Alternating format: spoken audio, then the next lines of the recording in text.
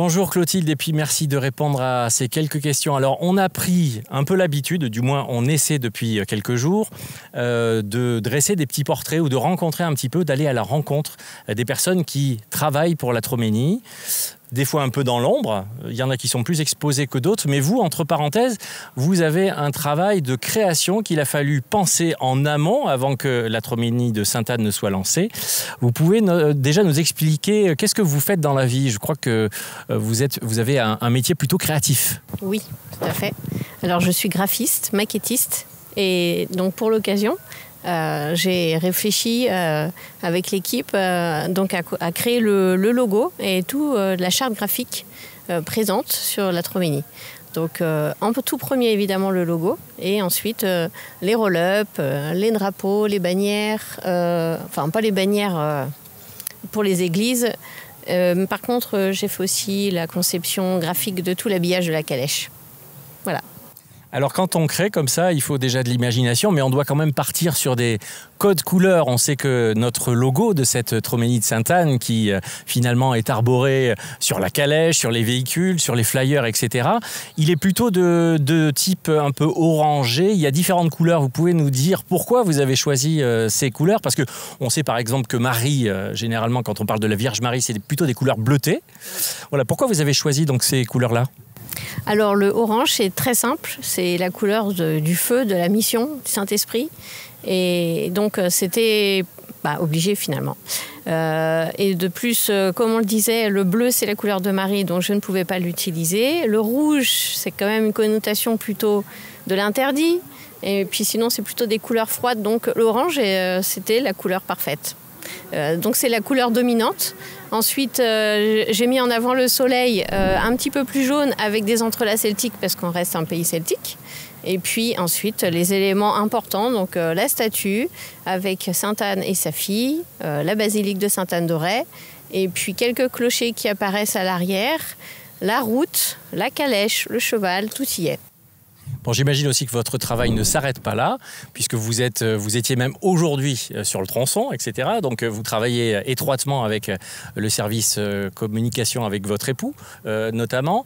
Qu'est-ce que vous faites aujourd'hui en termes de créativité? Quel est votre poste, je dirais, de l'intérieur? Comment est-ce que vous travaillez? Dans la Troménie, je travaille vraiment sur la communication visuelle. Je travaille avec Eflamme en direct, mais aussi il me fait passer les messages des volontés de l'équipe diocésaine. Ensuite, c'est un travail de réflexion. J'ai envie de dire que dans le graphisme, la partie qu'on voit au bout, c'est la plus petite partie, parce que le plus dur, c'est le travail intellectuel sur la conception, surtout pour un logo. Parce qu'il faut se mettre à la place des gens, il faut essayer de se mettre à la place de quelqu'un qui ne connaît pas la Troménie. Et en voyant le logo, il faut qu'il comprenne une grande partie de ce qui va se passer en quelques secondes. Donc c'est ça le plus dur. Vous êtes aussi peut-être génératrice, entre guillemets, d'idées en matière de communication. Vous insufflez peut-être à Eflamme des idées pour faire connaître d'une manière ou d'une autre ce que la Troménie vit? Oui, c'est vrai que déjà du fait d'être graphiste mais en même temps d'être chrétienne convaincue, du coup ça aide quand même dans la conception parce que je connais les codes d'une façon générale, donc ça c'est quand même un avantage. Donc c'est vrai que j'ai aussi donné des idées, on m'en a donné aussi évidemment. Moi j'aime bien être autant dans la conception intellectuelle qu'ensuite graphique. Alors aussi, je voulais vous poser une autre question bien concrètement dans l'une aussi de vos réalisations. Il y a peu, vous avez travaillé sur l'élaboration, j'ai entendu dire, d'une étiquette viticole, une cuvée, je pense, une cuvée spéciale Troménie de Sainte-Anne. Vous pouvez nous en dire plus? Oui, alors c'est donc un viticulteur qui fait du vin de Bordeaux, qui a contacté la Troménie et donc qui participe en fournissant ses bouteilles. Et j'ai donc travaillé sur une étiquette spéciale pour une cuvée spéciale de la Troménie qui sera en vente pour fournir des fonds pour aider la Troménie. On peut peut-être rappeler justement en termes de fonds et de bonnes idées que voilà, tout financement, toute générosité est la bienvenue pour pouvoir aider bien évidemment la Troménie. Et puis dernière question pour conclure, en fait j'ai envie de vous demander, puisqu'on est quand même un peu sur vos terres, je sais que vous habitez pas très loin, nous sommes à Pontivy, vous avez marché, vous avez pèleriné en priant aujourd'hui derrière la calèche.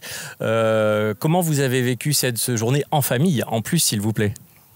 C'était très sympathique avec une météo incroyable et je trouve ça beau de retrouver les gens de la paroisse que je connais, les autres de l'équipe qui viennent de plus loin, des gens qui s'ajoutent comme ça au hasard et d'autres qui avaient prévu d'être là et de vivre ce moment de façon familiale, conviviale, avec Sainte-Anne, tous ensemble derrière elle pour avancer.